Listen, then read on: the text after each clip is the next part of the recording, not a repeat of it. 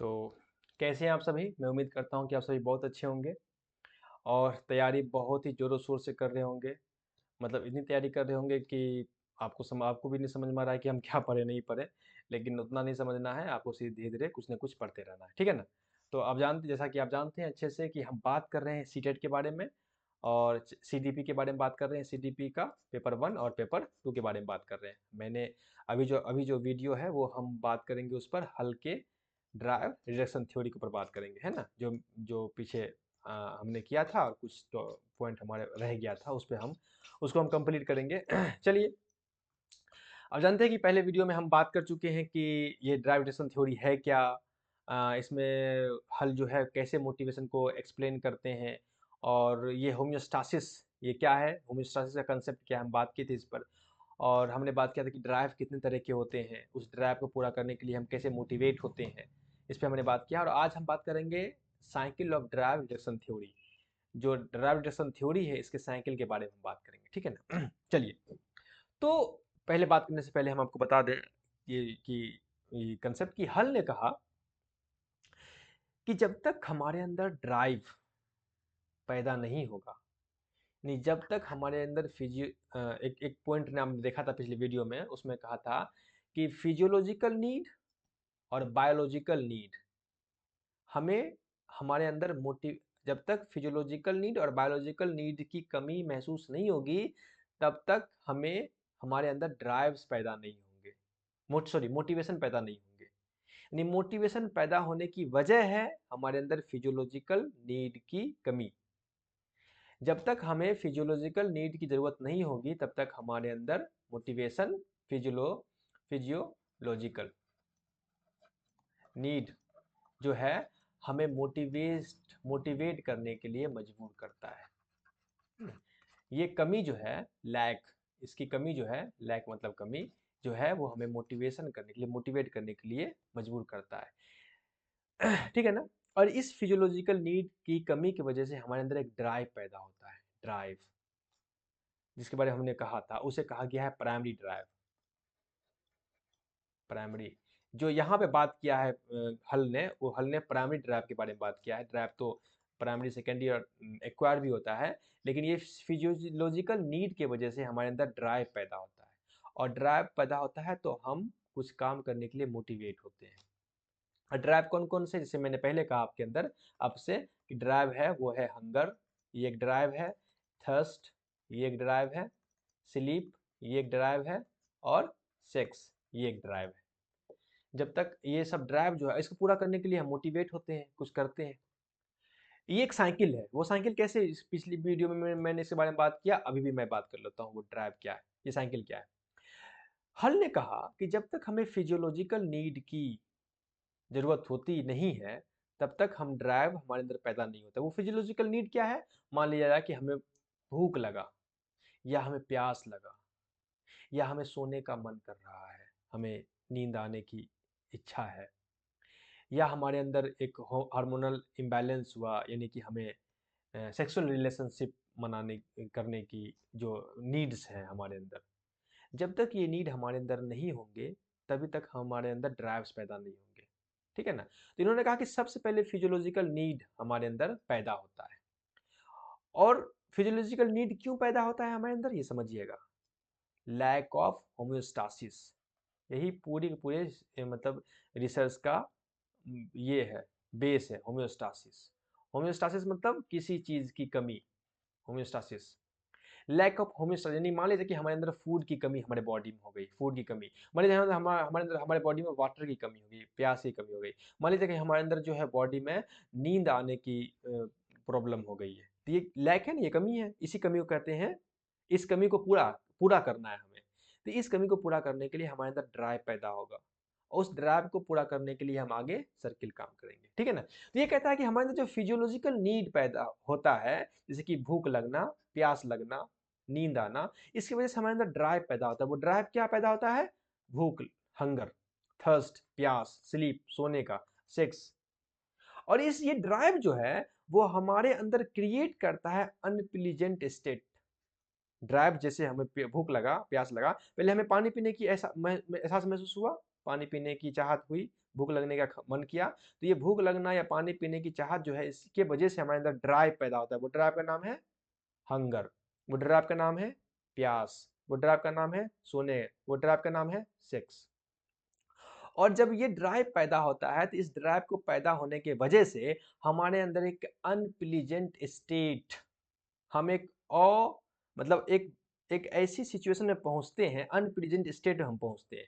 वो unpleasant state जो है, वो टेंशन हो सकता है या एरोजल हो सकता है। यानी हमें हमें टेंशन होता है, हमें हमें हमें बेचैनी होती है। एरोजल मतलब बेचैनी, हमें बेचैनी होती है। यानी हमें भूख लगा, तो हमें टेंशन होता है ना, हम टेंशन, भूख लग गया तो टेंशन हुआ, या हमारी बेचैनी हुई, कैसे इस भूख को मिटाएं। और इस टेंशन को, इस एराउजल को दूर करने के लिए, कम करने के लिए हम मोटिवेट होते हैं to act, to take action. हम कुछ करने के लिए मोटिवेट होते हैं, और जब हम कुछ करते हैं तो हम उस अचीव कर लेते हैं गोल को। यानी कि हम जिसकी वजह से हमारे अंदर ड्राइव पैदा हुआ, और ड्राइव पैदा होने की वजह से हमारे अंदर टेंशन पैदा हुआ या एरोजल या बेचैनी पैदा हुई, उस बेचैनी को, उस टेंशन को दूर करने के लिए हम मोटिवेट होते हैं कुछ करने के लिए, कुछ करने, एक्शन लेने के लिए। और एक्शन जब लेते हैं तो हम उस चीज़ को अचीव कर लेते हैं, हासिल कर लेते हैं। और जैसे उस चीज़ को हम हासिल किए, तो हमारे अंदर जो ड्राइव पैदा हुआ था, वो ड्राइव जो है हमारे अंदर रिड्यूस हो जाता है, कम हो जाता है। जब ये ड्राइव कम हुआ, तो इसी को state of equilibrium called homeostasis. और अब हम होम्योस्टासिस के स्टेज पे पहुंच जाते हैं। यानी कि अब हमारे अंदर जो है, जो भूख लगा था या प्यास लगा था, उसके जो है वो भूख प्यास खत्म हो गया, हमारे अंदर बॉडी में भूख का या प्यास का बैलेंस आ जाता है।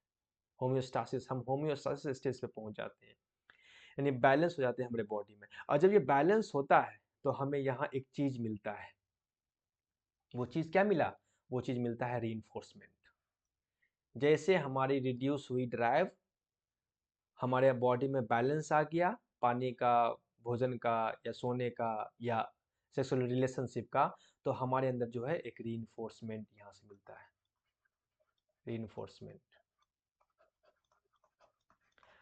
ये एक रीइंफोर्समेंट मिलता है। और यही एक रीइंफोर्समेंट जो है यहाँ मिलता है, और यही एक रीइंफोर्समेंट वजह बनता है दूसरे ड्राइव को पैदा करने का, या उसी ड्राइव को पैदा करने का। अगर हमें रीइंफोर्समेंट ना मिले, ड्राइव तो कम हो गया, लेकिन रीइंफोर्समेंट ना मिले, तो हमारे अंदर फिर से वो ड्राइव पैदा नहीं होगा। मिसाल तौर पर, अगर आप सेक्सुअल रिलेशनशिप कोई में है कोई इंसान, मतलब इन एग्जांपल में के तौर पर, तो वो जब वो अपना मतलब जो रिलेशनशिप है उसमें अगर है वो, तो अगर वहाँ पर उसको अपनी, जब वो अपने ड्राइव को पूरा किया, अगर वहाँ पर रीइंफोर्समेंट ना मिले उसको, प्रेज ना मिले, तो वो फिर से उसके अंदर वो ड्राइव पैदा नहीं होगा। तो यहाँ रीइंफोर्समेंट होता है ताकि इंसान के अंदर फिर से एक ड्राइव का सर्किल स्टार्ट हो। और ये कम नहीं होता है, एक ड्राइव खत्म हुआ, दूसरा ड्राइव स्टार्ट हो जाता है।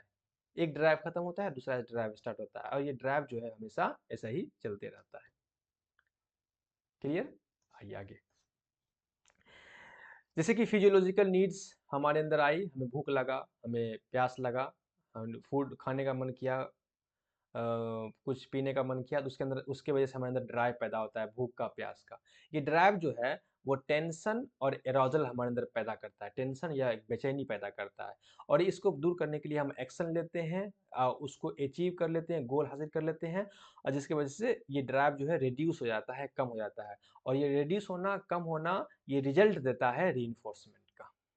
इससे हमें रीइंफोर्समेंट मिलता है, और फिर से एक नया ड्राइव स्टार्ट होता है, फिर से एक नया साइकिल स्टार्ट होता है, और ये साइकिल कर्मिक ऐसे ही चलता रहता है। तो यही थ्योरी था, ड्राइव रिडक्शन थ्योरी, क्लार्क हल की। ड्राइव रिडक्शन थ्योरी, क्लार्क हल की। ठीक है ना?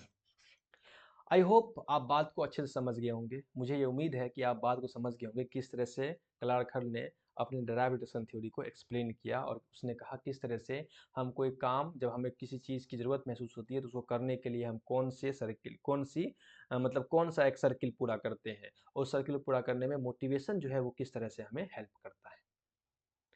ठीक है? इसकी थ्योरी को क्रिटिसाइज़ भी किया गया कुछ चीज़ों को लेकर के। क्या क्रिटिसाइज़ किया गया? उसने मतलब किया गया कि इसने कहा कि इसने ह्यूमन मोटिवेशन को सिम्प्लीफाइड कर दिया। यानी कि ह्यूमन मोटिवेशन को बहुत ज़्यादा फोकस किया और उसने साथ में कहा कि इसने कॉग्निटिव और इमोशनल फैक्टर्स को इग्नोर कर दिया। लोगों ने इस पे क्रिटिसाइज़ किया, कहा कि जो ड्राइव रिलेशन थ्योरी जो हल की है, हल जो है अपने थ्योरी में इंसान के कॉग्निटिव और इमोशनल फैक्टर को बिल्कुल इग्नोर कर दिया। और साथ ही साथ कहा आगे कि बोलता है, लोगों ने कहा और साइकोलॉजिस्ट ने कहा कि इस सर्किल के वजह से जो इंसान जो बिहेवियर सीखा, जो बिहेवियर लर्न किया इंसान, उस लर्निंग बिहेवियर को हल जो है वो अकाउंट नहीं कर सका, एक्सप्लेन नहीं कर सका कि इंसान कौन सा बिहेवियर सीखा और वो बिहेवियर इंसान इन फ्यूचर में कैसे इस्तेमाल करेगा। इस बात को, इस चीज़ को अकाउंट करना, इस चीज़ को एक्सप्लेन करने में वो फेल रहा।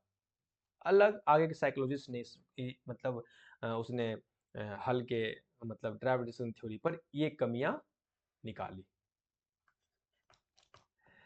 तो यहाँ हमारा ड्राइव थ्योरी कंप्लीट होता है। नेक्स्ट वीडियो में हम इस टॉपिक से रिलेटेड कुछ क्वेश्चंस को देख लेंगे ताकि जो थोड़ी बहुत कमी रह गई हो वो कमी जो है आगे के वीडियो में क्वेश्चन आंसर में कंप्लीट हो जाए। ठीक है ना?